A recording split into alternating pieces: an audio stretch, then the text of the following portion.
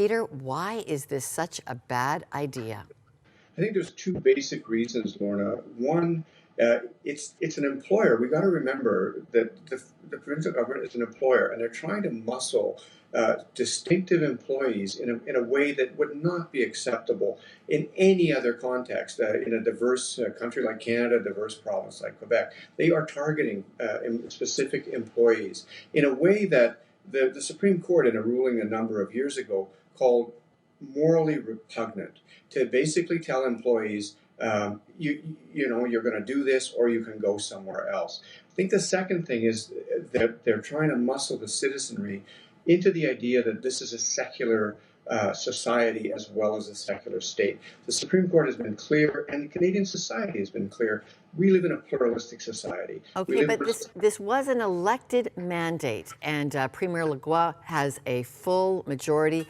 Are you sure he's not just giving Quebecers what they wanted? See, I don't think he is, Lorna, because the reaction to this, Francophone teachers' unions have said, you are not going to do this. We're going to take you to court about it. There's going to be public hearings in May, and you're going to hear all kinds of people coming out saying no. The other thing is to keep in mind, this is the fourth go-round on the attempt to do this.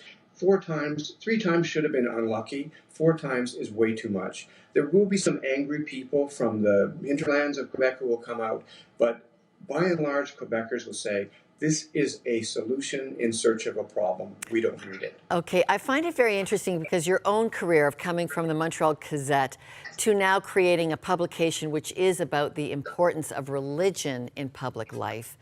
What is it about religious symbols in Quebec? Why do we need our symbols, or religious symbols specifically? The argument is that Quebecers are a distinct society, and therefore they need to control these kinds of symbols. I think part of it, too, is that having shed the Catholic faith, they now actually regret having gone too far, but there's no way to go back. But the distinctiveness, for example, they argue, well, we need to protect our language. How does it change your ability to speak French because you wear a kippah or a turban or a hijab? It has nothing to do with it. The head that wears a hijab can speak perfectly good French. So that argument simply falls apart. But as I say, there is a cohort in Quebec that is determined to push this through. I think the vast majority of Quebecers, A, don't care, or B, don't want this stuff.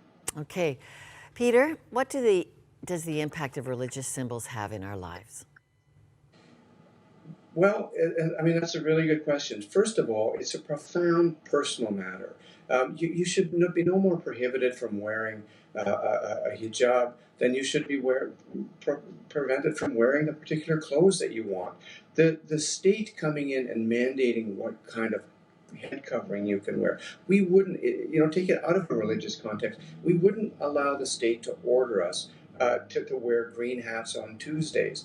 Obviously, religious belief is far more profound than the color of your hat. It's your deepest conviction about the nature of the universe, not just society.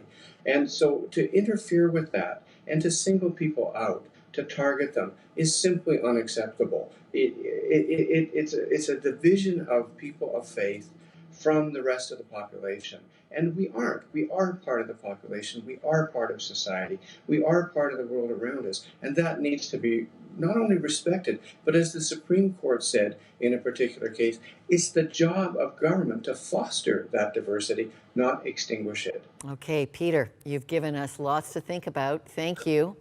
Thanks so much, Lorna.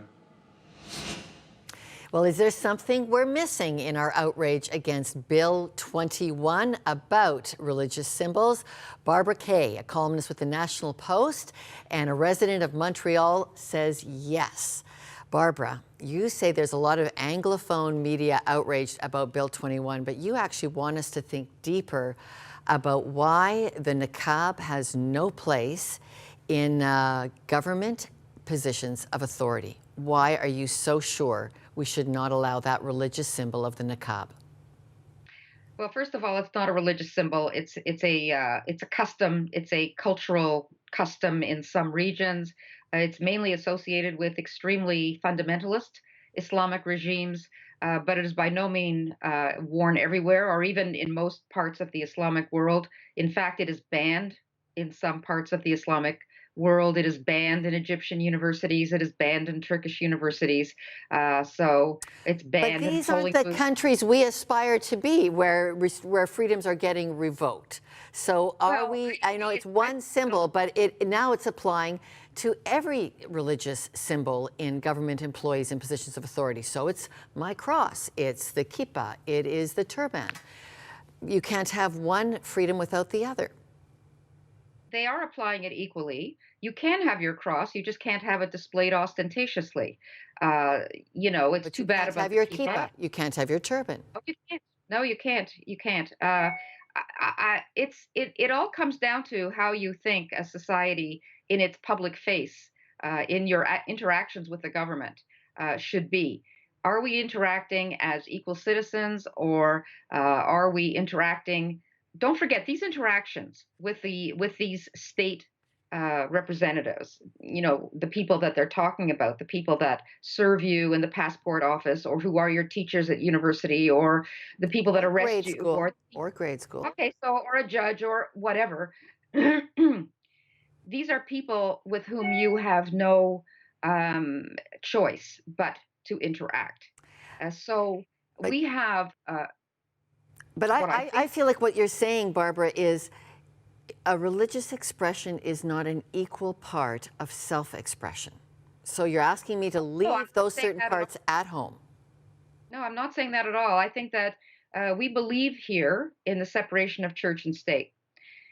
The state uh, has certain functions, and when it discharges those functions with taxpayers' money, it seems to me that it's perfectly reasonable for the state to say, we want the state represented with complete neutrality. And by the way, virtually all Quebecers do feel that way. They want neutrality. They want people to be free from religious display, as well as free to display. And you can display in every other facet of your life, Except, just not working for the government. I don't see this as very draconian at all. all right, Barbara Kay from Montreal, thank you for giving us your important perspective.